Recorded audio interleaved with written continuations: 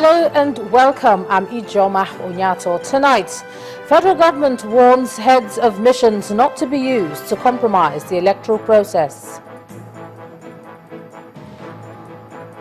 President Jonathan puts fears to rest, says the country will not go to war over the elections. All Progressives Congress presidential candidate General Muhammadu Buhari says corruption will consume Nigeria if nothing is done quickly. And counter-accusations while the APC accused PDP of colluding with military to rig elections. The PDP says there's a gang-up with INEC to rig the 2015 elections. On business news tonight, the Central Bank of Nigeria again reiterates commitment to sustain a stable and orderly market as Naira hits 202 Naira per dollar at the interbank forex market.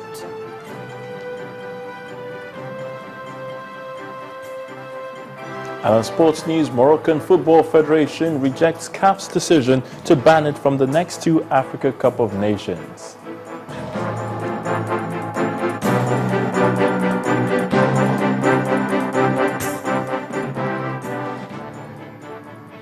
Heads of missions and embassies in the country have been asked to watch their actions and avoid being used to compromise Nigeria's electoral process. Nigeria's Minister of Foreign Affairs, Mr. Aminu Wali, told envoys from various embassies and high commissions that information reaching the government of Nigeria suggests that some of the heads of missions may interfere in the electoral process and that the federal government will no longer tolerate the excesses of some of these commissions. The meeting, which took place at the Foreign Affairs Office in Abuja, had over 100 heads of missions in attendance. The last time the meeting of all the envoys was convened was last November. Our correspondent Gloria Umezuoke reports. Over 100 foreign diplomats at a meeting with Nigerian Foreign Affairs Minister, the first since the year began. The minister, Ambassador Aminu Wali, told the envoys that the main reason for the meeting is the recent postponement of the 2015 general elections. He referred to various comments made barely 24 hours after the announcement by the Independent National Electoral Commission (INEC) to shift the polls by 6 weeks, saying political interference in Nigeria's internal affairs is unacceptable. No country, I repeat, no country, no matter how well-intentioned, can love Nigeria more than Nigerians themselves. Excellencies, let me also take this opportunity to express the strong displeasure of the federal government with the conduct of some heads of missions who have continued to behave as in an imperial manner and in clear breach of the channel of the diplomatic communication. A situation where a head of mission takes on the role of a government, seeking to impose the views and perspectives of his government and making unguarded utterances on matters that are strictly within the domestic jurisdiction of the host country is totally unacceptable. The minister assured the international community that elections would be conducted as rescheduled, and so there is no need for the unnecessary comments by the foreign missions. Let me be clear, the federal government will no longer tolerate the excesses of such heads of missions. They are hereby advised to operate within the norms and etiquette of diplomatic intercourse. In that session, some diplomats equally complained about the difficulty by foreign journalists in getting visas to enable them cover the elections in March. To this end, the minister assured that over 300 visas have been issued to the foreign media as part of the nation's commitment to uphold the tenets of democracy. Gloria Umezuoke, Channels Television News. The Chibok girls, corruption and violence-free polls were among the key issues addressed today as President Goodluck Jonathan answered questions from journalists in a media chat in Abuja. The president asked Nigerians to be patient with the government on the release of the Chibok girls, while reassuring them that the 2015 elections will not draw the nation into war. He also said he'll be willing to relinquish power if he loses the election. Saying that they must wipe out Boko Haram completely before conduct election in this country. Well, they say that security-wise, there are certain things they need to do so that they will be able to get enough manpower and recalibrate or configure the security architecture to make sure that we conduct elections. They cannot say until. But definitely in the next 6 weeks or so, serious advances will be made. But I'm not saying we'll wipe out Boko Haram. Because, you see, Boko Haram are not regular forces. At best, we can take over all the territories. But taking over the territories does not mean that you are wiped off Boko Haram. When they first started, they had no territories they were holding. But they were just going to markets and using suicide bombers to kill people. So they did not tell you that, oh, we must wipe out Boko Haram before. No. But they said, look, give us some time. The case of the Chibok girls, I believe now that we are working with Chad, working with Cameroon, I believe in the next few weeks, the story of the Chibok girls will begin to get better. The issues of at least rescuing some of them and so on. I believe that I cannot say, I cannot say the president said so. I don't want to be quoted and say maybe if I give you presidency in 2 weeks' time or in 4 weeks' time, we are going to. I cannot say that because the disappearance of these girls are taking quite some time. But we have mapped out a configuration now. We're working with our neighbors and we'll comb the whole of that area. So I believe just give us some time. Also, during the media chat, President Jonathan said he was not consulted before the February election postponement, but insisted that it was good for the country.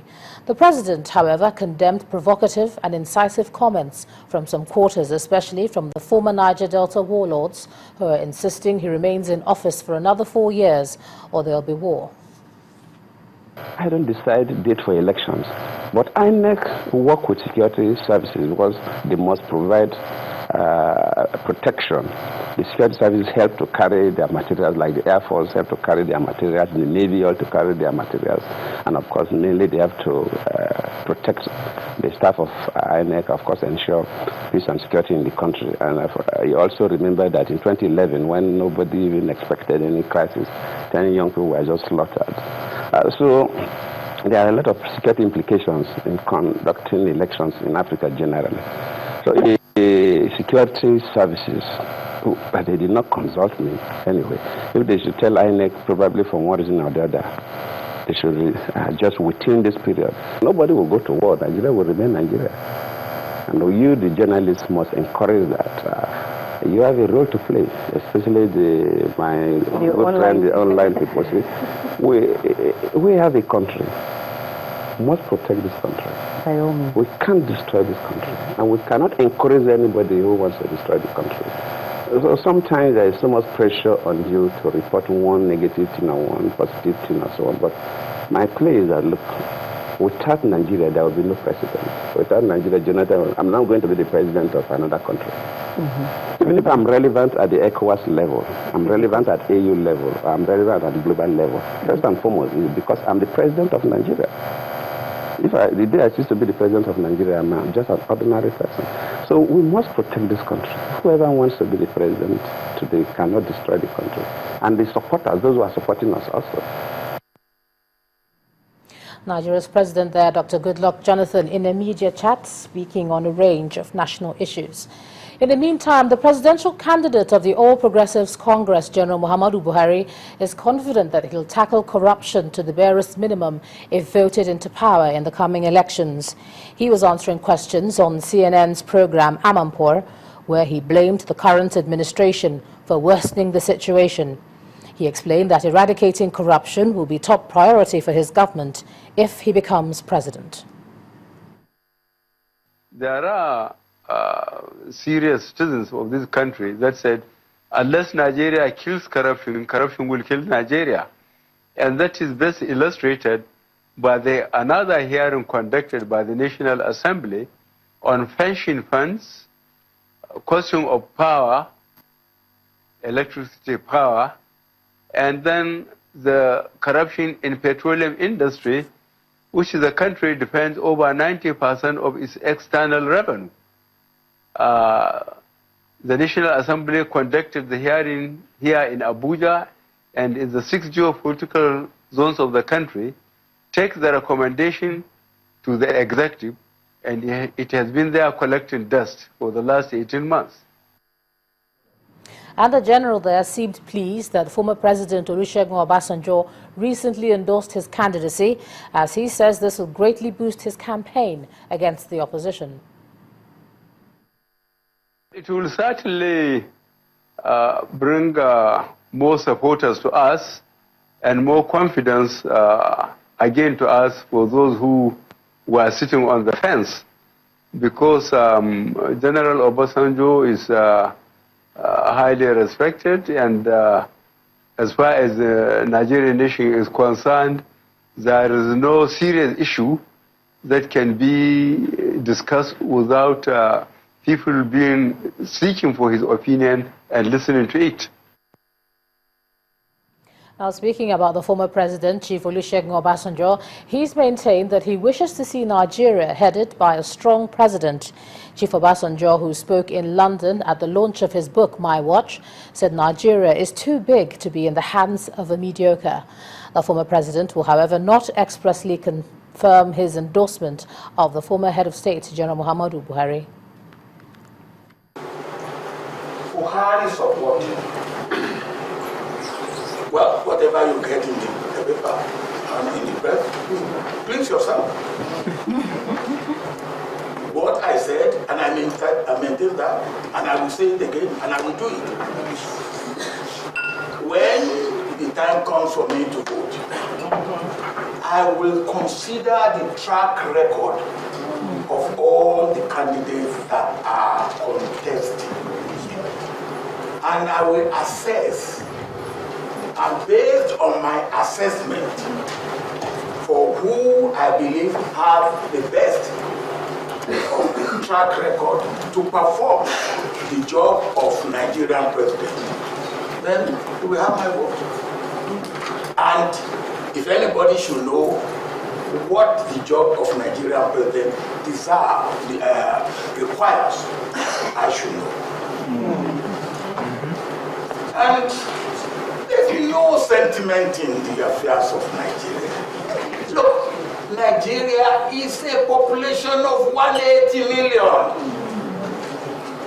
And you won't have anybody other than one person or two persons that can run the affairs of Nigeria. What the hell are you talking about? For me,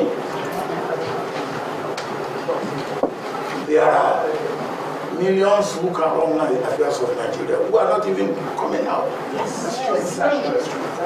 Millions. So why should you die on behalf of one who is probably performing mediocre? With all due respect, Nigeria, if you love it, you will do for the best for Nigeria. And I don't believe that at this point in time we have the best for Nigeria. Nigeria's former president, Chief Olusegun Obasanjo. In part two, after the break, NNPC reacts to the forensic audit report. That's in a moment. Do join us again.